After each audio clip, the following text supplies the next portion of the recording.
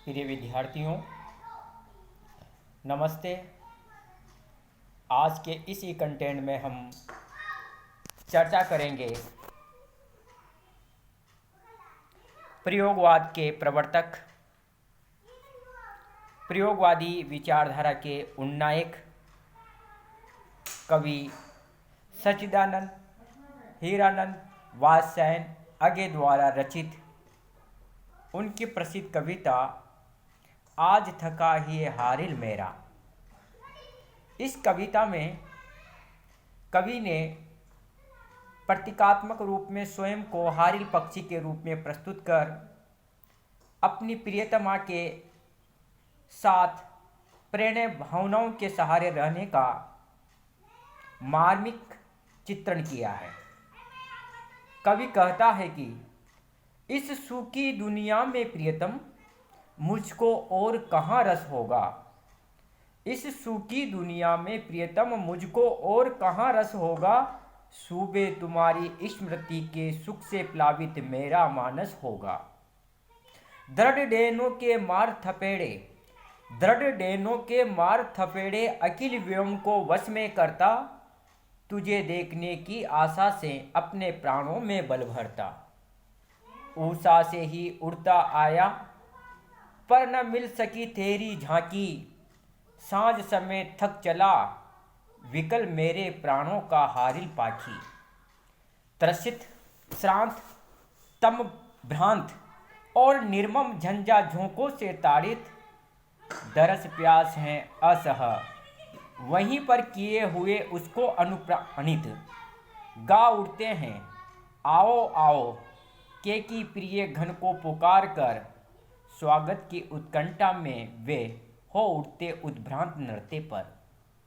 यहाँ पर कवि ने हारिल के रूप में स्वयं को प्रतीक बना करके कहते हैं कि हे प्रिय, इस सूखी दुनिया में प्रियतम, हे प्रियतम, हे प्यारी, इस शुष्क और निरस दुनिया में मुझको और कहाँ रस होगा।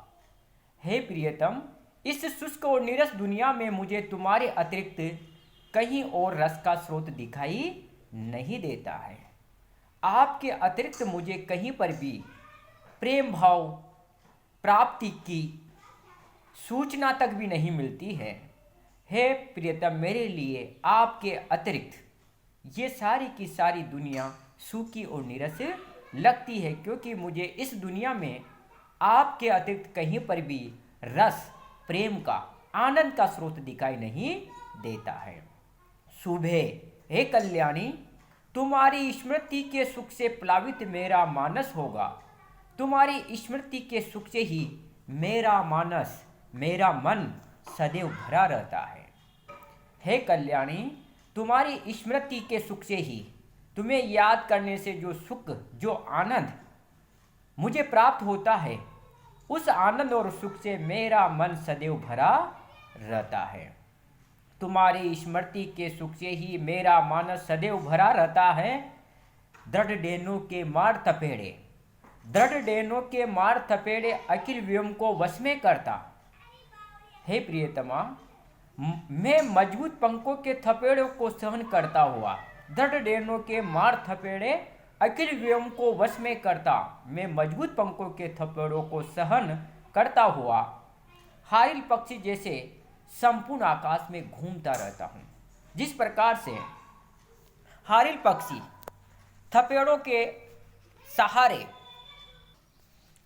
अपनी शक्ति, ताकत का प्रदर्शन करते हुए अपने पंखों से थपेड़ों को झेलता हुआ संपूर्ण आकाश के अंदर विचरण करता रहता है, घूमता रहता है, उसी प्रकार से मैं भी इस संसार के अंदर सभी प्रकार की समस्याओं को, बाधाओं को झेलते हुए, उनका सामना करते हुए आपकी स्मृति रूपी सुख में विचरण करता रहता हूँ।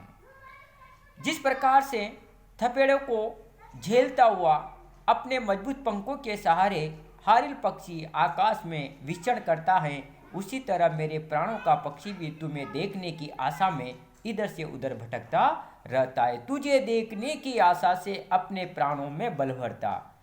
मैं भी हारिल पक्षी के समान मैं भी प्राणों का पक्षी, मेरे प्राणों का पक्षी भी तुम्हें देखने की आशा में इधर उधर भटकता रहता है। उषा से ही उड़ता आया पर न मिल सकी तेरी झांकी, सांझ समय थक चला विकल मेरे प्राणों का हारिल पाकी। उषा काल से ही, सवेरे से ही, प्रातः काल के समय से ही मेरा मन रूपी जो पक्षी है वह इधर से उधर उड़ता रहता है और बहुत प्रयत्न करने पर भी तुम्हारी झलक देख नहीं पाता है। उड़ते उड़ते और प्रतीक्षा करते करते संध्या समय तक मेरे प्राणों का हारिल पक्षी जब थक जाता है तब मेरे प्राण बेचैन हो जाते हैं। उषा से ही उड़ता आया पर न मिल सकी तेरी झांकी, सांझ समय थक चला विकल मेरे प्राणों का हारिल पाखी।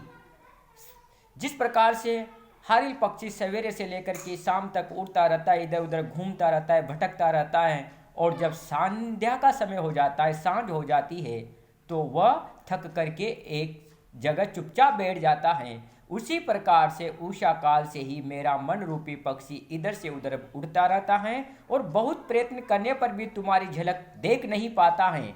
उड़ते उड़ते और प्रतीक्षा करते करते संध्या समय तक मेरे प्राणों का हारिल पक्षी जब थक जाता है तब मेरे प्राण बेचैन हो जाते हैं और ऐसी स्थिति में तुम्हारी स्मृति मेरे लिए सहारा बनकर आती है। त्रसित श्रांत तम भ्रांत और निर्मम झंझा झोंकों से ताड़ित, दरस प्यास हैं असह वहीं पर किए हुए उसको अनुप्राणित। कवि आगे कहता कि प्यासा, थका हुआ, अंधेरे से भ्रमित और तरह तरह के तूफानी झोंकों से पीड़ित या प्रताड़ित होकर भी मैं तुम्हारी झलक पाने के लिए व्यथित बना रहता हूँ। कवि कह रहा है कि तुम्हारे दर्शन की प्यास मेरे लिए असह्य हो जाती है। जिस प्रकार प्यासे व्यक्ति को जब तक पानी न मिले तब तक उसका तन और मन व्यथित बना रहता है, यही स्थिति मेरी है। गा उठते हैं आओ आओ, के की प्रिय घन को पुकार कर, स्वागत की उत्कंठा में वे हो उठते उद्भ्रांत नृत्य पर। हे प्रिय, तुम्हारे सौंदर्य की झलक पाने के लिए मेरी प्यास मेरे लिए असहनीय हो जाती है, फिर भी मैं उस प्यास को जैसे तैसे कर संभाले रहता हूँ। मेरी इस स्थिति को देखकर वन में मोर आओ आओ कहकर गाने लगते हैं। प्रिय के स्वागत के उत्कंठा में मयूर भी उद्भ्रांत होकर नृत्य करने लगता है, वही मेरी स्थिति हो जाती है।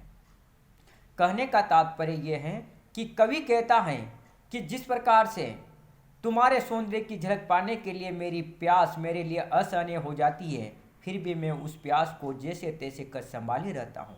मेरी इस स्थिति को देख करके मैं वन में मोर आओ आओ कह करके गाने लगते हैं, अर्थात वह भी मेरी प्यास की उत्कंठा को देख करके, प्यास की अंतिम सीमा को देख करके बादलों को पुकारने लग जाते हैं और मैं व्याकुल होकर के तड़पने लग जाता हूँ। प्रिय के स्वागत के उत्कंठा में मयूर भी उद्भ्रांत होकर के नृत्य करने लगता है, वही मेरी स्थिति हो जाती है। इसमें कवि ने प्रिया की स्मृति को हारिल पक्षी की लकड़ी की तरह पकड़ करके अपने जीवन को आगे ले जाने से संबंधित भावनाओं को व्यक्त किया है।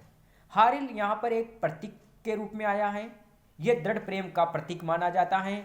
इसीलिए कवि ने अपने प्रेम की दृढ़ता को प्रकट करने के लिए, अपने एकांत प्रेम को परिभाषित करने के लिए, अपनी प्रियतमा के लिए, अपने जीवन को सर्व रूप से समर्पित करने के लिए हारिल पक्षी को यहाँ पर स्वयं के स्थान पर रखा है, अर्थात स्वयं को हारिल पक्षी के स्थान पर रख करके प्रतीकात्मक शैली में इस कविता का शुभारंभ किया है।